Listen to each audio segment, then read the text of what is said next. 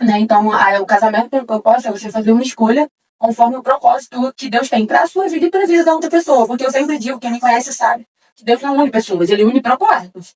Então, se o seu casamento ele não for contribuir com o propósito de Deus na vida de ambos, ele não faz sentido nenhum. E isso é forte demais, é um pouco duro, mas isso é verdade. Oi, gente, sejam bem-vindos ao meu canal.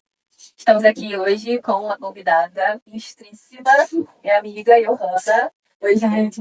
E sejam todos bem-vindos. Hoje a gente quer falar um pouquinho sobre propósito e casamento, né? O que a gente mais fala aqui, mais fala na Eden, é que nós estamos falando com casamentos, para casamentos que têm um propósito, né? Casais que têm um propósito. Então hoje a gente queria falar um pouquinho, né, sobre isso, sobre o que é ter propósito, ser um casamento com propósito. Eu, Johanna, acabamos de casar. Então se apresenta aí, fala sobre você. Oi, gente, meu nome é Johanna. Então, falar sobre casamento de propósito está assim, muito ligada aos sonhos de Deus para a nossa vida, né? Porque desde o início, né, eu sempre falo isso, você sabe, que Deus olhou e viu que não era bom que o homem ficasse só, né? E ele preparou uma companheira para ele. Então, o casamento, ele foi o primeiro propósito estabelecido para a vida do homem.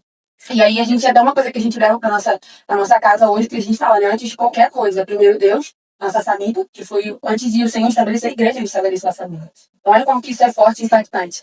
E é você também fazer uma escolha conforme os sonhos de Deus para a sua vida. Isso é um grande desafio, né? Porque requer que você de vários pensamentos que você cria e padrões, como beleza, como romantismo, porque nós estamos totalmente influenciados pelos romantismos. A gente é o príncipe do cavalo branco que chega aqui, a gente cria, né, essas ideias que são alimentadas por filme, por série, mas a verdade é que a vida real não é assim. Né? Então, o casamento tem um propósito, é você fazer uma escolha conforme o propósito que Deus tem para a sua vida e para a vida da outra pessoa. Porque eu sempre digo, quem me conhece sabe, que Deus não une pessoas, ele une propósitos. Então, se o seu casamento ele não for contribuir com o propósito de Deus na vida de ambos, ele não faz sentido nenhum. E isso é forte demais, é um pouco duro, mas isso é verdade. E acaba que a gente vira meio que um jargão, né? Casamento com propósito. É só porque tá na igreja. Não é só você estar, ser um casal cristão. Existe realmente um propósito no casamento quando você entende que são duas pessoas que estão servindo a Deus e elas vão começar a servir a Deus juntas. E aí que tá o propósito principal. E é legal porque você falou muito bem, né? Não é um relacionamento só cristão, até porque o fato da pessoa estar na igreja não significa ser um cristão. E a gente entra numa coisa muito... muito boa, né? Muito forte. Que é essa questão do... Até que a gente fala que é junto desigual, né? Eu tava até comentando essa semana e eu falei com uma pessoa... estar dentro da igreja não significa que você está no meio de propósito. A pessoa, tá dentro da igreja, mas não significa que ela é pra você. Porque propósito é você estar alinhado com aquilo. Vamos supor, a pessoa quer servir a Deus lá nos Estados Unidos e você quer fazer medicina aqui no Brasil. Como que vai alinhar aqui, sabe? Não vai bater. Então não é só sobre estar na igreja, mas também estar com caminhos ali, seguindo linhas alinhados. E agora eu queria falar com você sobre o seu testemunho de fato, né? Você contar um pouquinho da sua vida no geral e como que você lidou com tudo ao longo do caminho da sua vida. Como que foi pra você essa questão de relacionamento, né? Que já sei um pouco mais de você, de falar. Eu não posso, assim, cara, começar a falar sem dizer que hoje eu fiz, assim, uma escolha correta, né? Conforme os padrões cristãos. Mas essa ânsia e essa força e essa vontade de fazer algo certo, ela começou porque eu colhi muitos frutos de escolhas erradas, né?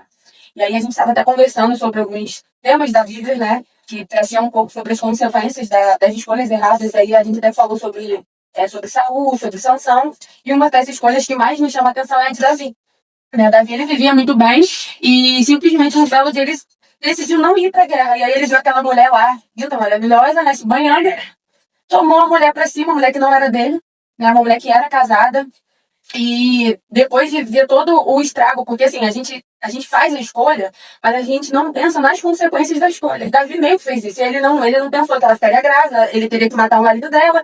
Então foram uma escolha errada que gerou várias escolhas erradas, né? Um abismo puxa o outro, né? Mais ou menos isso. E a vida de pecado, ela é assim.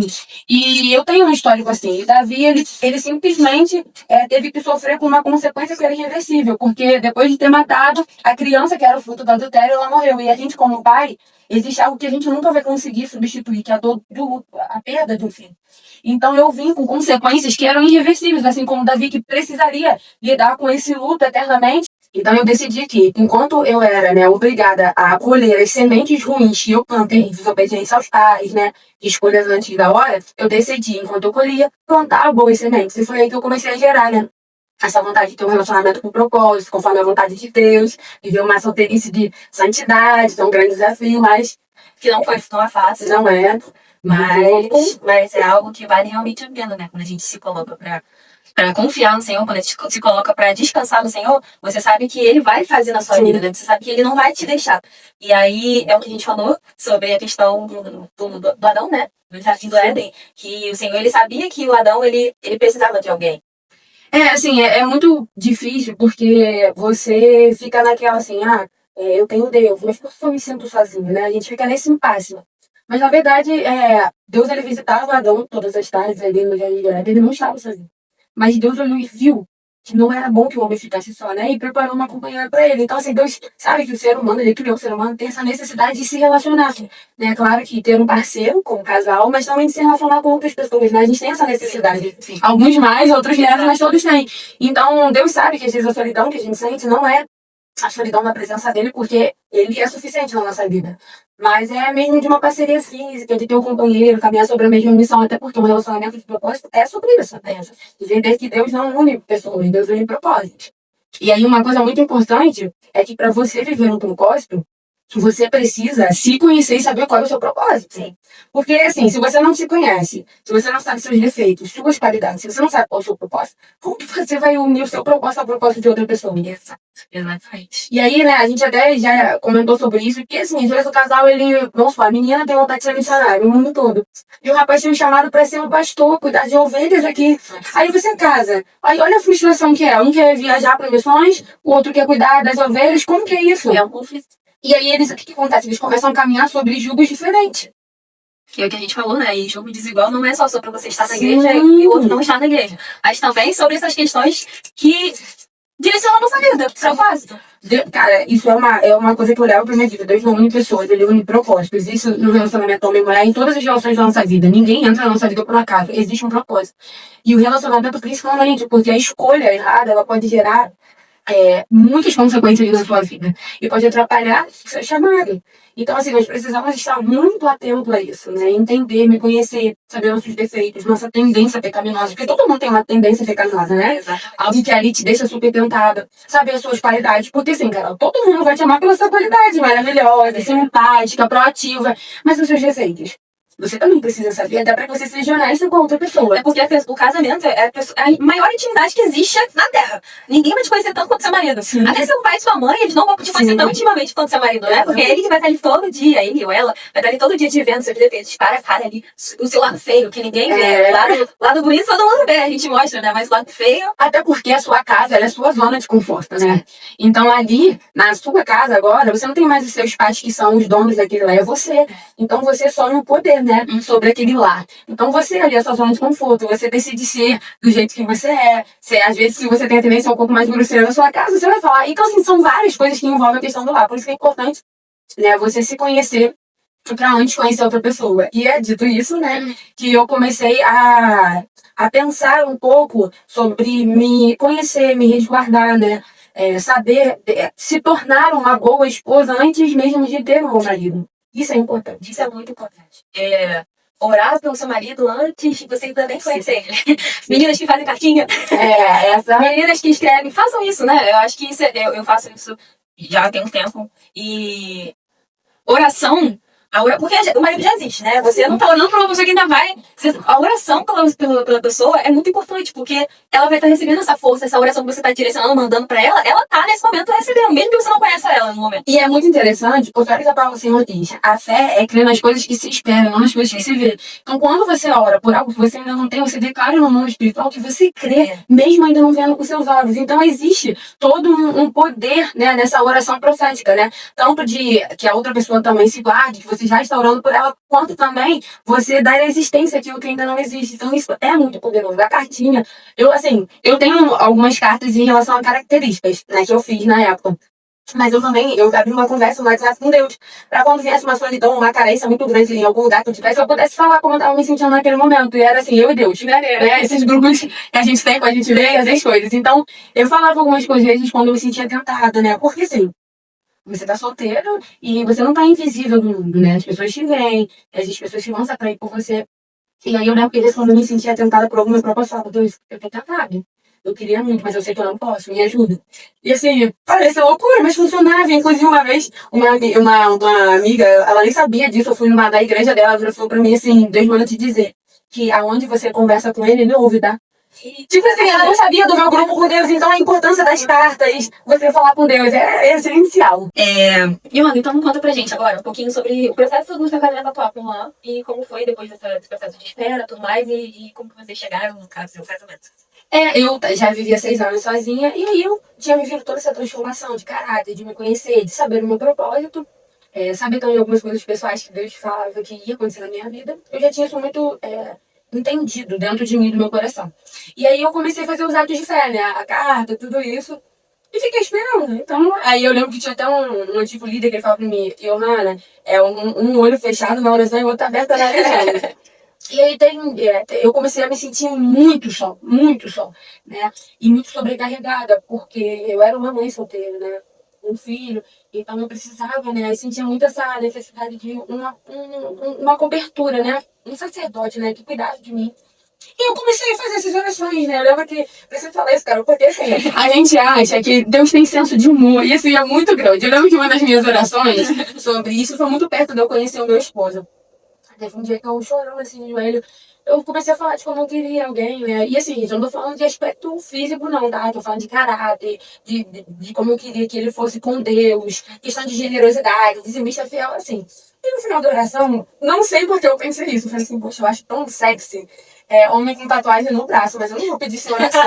A nossa religiosidade ri. Porque as brincadeiras que a gente fica com Deus, que a gente ri, então eu fiquei rindo. Eu falei, eu não vou falar isso em oração, não. Deus mas Deus não. Não, como se Deus não lesse a minha mente, né? Totalmente louca das ideias. Aí eu segui. Aí teve um dia que eu tava na igreja, uma moça foi, nesse dia eu tava muito mal. E assim, eu tinha casado todos os meus amigos, cara. Eu era tipo assim, fiquei solteira, eu fui na igreja todo mundo.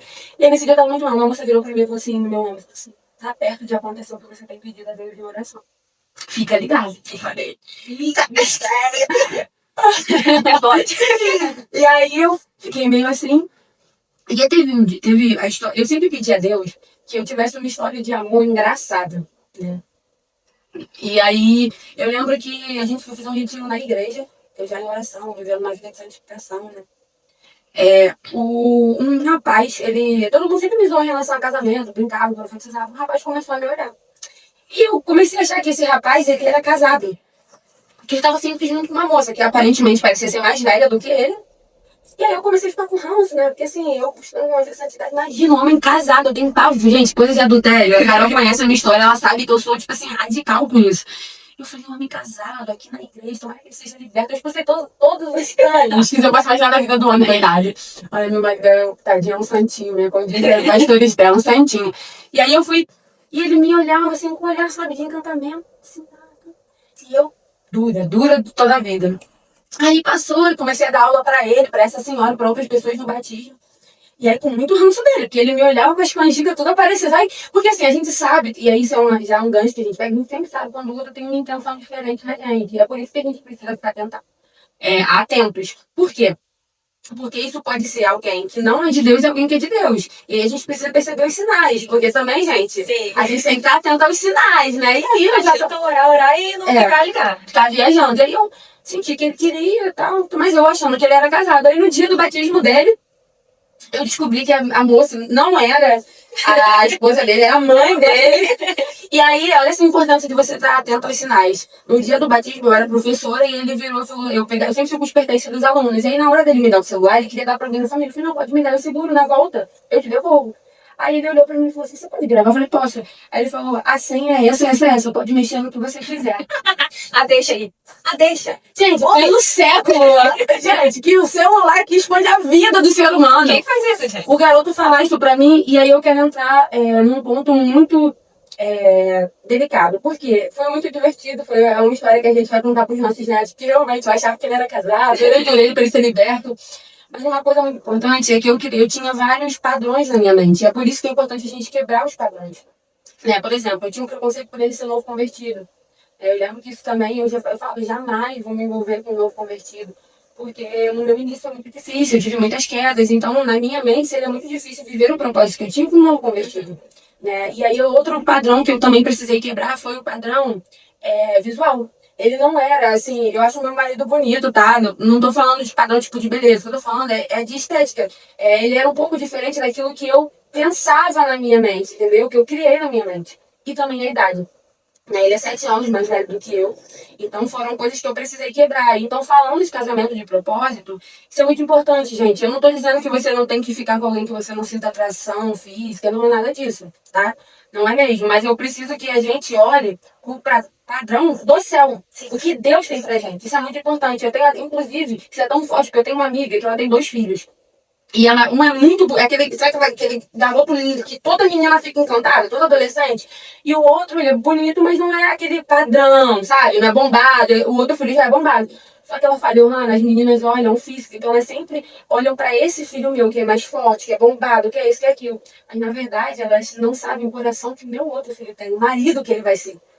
Já o outro filho. Aí ela fala isso, eu como mãe eu sei. O outro já é mais generoso, já é mais difícil de lidar. E o outro, que não é tão padronizado, tem um coração assim, que eu te garanto, vai ser um marido, um pai extraordinário. Não que o outro não seja, mas o que não tem o padrão, assim, físico, que as meninas sonham, é aquele que é certeza que, tipo assim, vai ser um maridaço, mas elas não olham isso. E aí ela, como mãe, conversou isso comigo. Então, olha só. Olha como que a gente olha muito o externo, quando na verdade a gente deve olhar o propósito. E aí eu comecei a quebrar paradigmas, né? Porque, tipo assim, aí gente, eu dificultei a vida dele no máximo do máximo do máximo, Carol. Ficamos meses orando, saindo só de amizade. Foi mais ou menos de 3 a 4 meses, eu não me lembro agora, porque já é muita data, né? Trata de eu não sou boa com data, gente. Isso também é um enredo no casamento, mas tenho tudo anotado, mas não sou boa. Mas tem mais ou menos entre 3 e 4 meses orando. E vocês não tiveram contato, assim, de beijar? Não. Não, porque gente, isso daí foi uma coisa que eu falo pra todo mundo, inclusive já você com a Carol. O contato físico, ele altera muito a sua percepção da pessoa. O contato físico gera paixão. A paixão gera... É sério, um professor meu, ele faz psicologia aplicada ao direito. E ele trouxe um estudo que eu achei extremamente interessante, que a pessoa apaixonada, ela se equipara à demência. Ela vive uma demência. Então, assim, a gente precisa... evitar esse tipo de paixão física no início, para não alterar a sua escolha. Então eu não queria fazer uma escolha baseada em sentimentos físicos, mas em consciência, sabe? Sabendo o que eu estava fazendo, sem nada por emoção, né? Então eu decidi isso e segui assim. E foi realmente o que aconteceu. A gente foi vivendo uma amizade. Depois do tempo de oração, a gente teve um jantar, que foi um jantar tirando a palavra amigo, porque eu usava muito ela, porque eu queria ter essa responsabilidade afetiva com ele. Clareza, né? Clareza. Então eu sempre mostrei pra ele, ó, eu tô te dando uma chance de te conhecer, mas eu não sei se isso vai dar em alguma coisa, então nós somos amigos. E essa questão da responsabilidade afetiva é muito importante, porque a gente não entra nesse lugar de defraudação, né? Algo que nós mulheres solteiras, sim, a gente precisa ter essa responsabilidade com o outro. Porque não é só questão de... É uma questão de respeito também, né, com a outra pessoa. Às vezes a gente tá ali numa conversa que você sabe que tem uma segunda intenção, mas você acaba se envolvendo por conta de carência, sim, porque você tá ali sozinha há muito tempo, você deixa uma conversa que, cara, você sabe que tá tendo segundas intenções. Porque o homem, quando vem ali, você sabe que o homem tá tendo uma segunda intenção com você. Você alimenta com a intenção de não suprir. Então, isso é um certo de pecado, né? Você alimentar uma coisa no coração da pessoa que você não tem desejo de realmente viver. Então, isso é errado. E assim, e aí a gente saímos, muita oração, muita gente orando, todo mundo já reparava a aproximação, mas sempre entendendo o fato da amizade, de ser amigos, eu sempre deixava isso certo. E depois que a gente saiu, a gente realmente começou a focar na oração de namoro, que era uma oração antes, era de Deus, que realmente agora foi uma oração de namoro. Aí passou mais ou menos 1 mês, 2 meses, a gente já tava assim, muito ligado, muito apaixonada, a atração física já tinha surgido, né, porque ela não existia. Primeiro eu aprendi a amá-lo, pra depois me sentir atraída por ele, e isso foi bênção demais. Então eu acho que o não contato físico, o ficar, né, o beijar na boca, proporciona muito isso, você gerar um amor, porque a gente gerou amor pra depois gerar paixão. E isso é o contrário do mundo, né? Exatamente. Ama Paixão pra depois amar verdadeiramente. E a paixão, ela altera muito a nossa escolha. Então é por isso que a gente precisa encontrar algo sólido primeiro pra depois gerar paixão. E aí foi quando ele já estava falando e me pedindo namoro e a gente marcar e rolou o primeiro beijo. E assim, foi aí quando surgiu a paixão. Então você vê como que a paixão tá ligada ao contato físico. Por isso que é ideal. Enquanto você tá conhecendo alguém, você evitar esse contato físico. E aí eu falei, poxa, eu já tinha gerado um amor pelo caráter dele, porque ele era. Agora a paixão. Eu gostei do beijo, eu gostei do que vi, muito respeitoso. É isso. E aí, ele muito respeitoso, né? E a gente seguiu. E aí começou a outra saga, né? Que é a saga do namoro em santidade, que é um grande desafio. Eu vou ser sincero pra você, o primeiro ano, que foi só de namoro, foi muito fácil pra gente. Mas assim, a gente orava, a gente jejuava junto, fazia devocional juntos, finais de semana, né? Evitava sempre ficar sozinho, porque também, né? Ah, uma coisa assim, que eu não recomendo pra todo mundo, mas a gente fazia, a gente dormia, ele dormia na minha casa e eu na minha, mas em quartos diferentes, obviamente. Ele dormia com os meus irmãos, lá na casa da mãe dele, né? Ele dormia na sala. Mas assim, se você não tem uma força, eu recomendo que nem isso faça, tá? Se você mora, a gente morava longe, né? Então isso às vezes no final de semana era melhor pela correria da igreja, mas se você não tem condições, se não precisa, não faça isso. Mas a gente evitava o máximo, e sempre colocando as coisas de Deus, servindo junto na igreja, fazendo, né, tudo. Só que aí a gente começou a fazer curso de noivos. E aí, assim, quando você marca a data do casamento, o negócio, o inimigo começa a ficar furioso, né? E aí a gente começou a se sentir mais tentado depois de marcar a data do casamento. E assim, foi bastante luta, mas a gente teve acompanhamento, a gente também sempre falou sobre as nossas tentações com as nossas lideranças, o que é essencial também, porque o inimigo ele perde a força, né?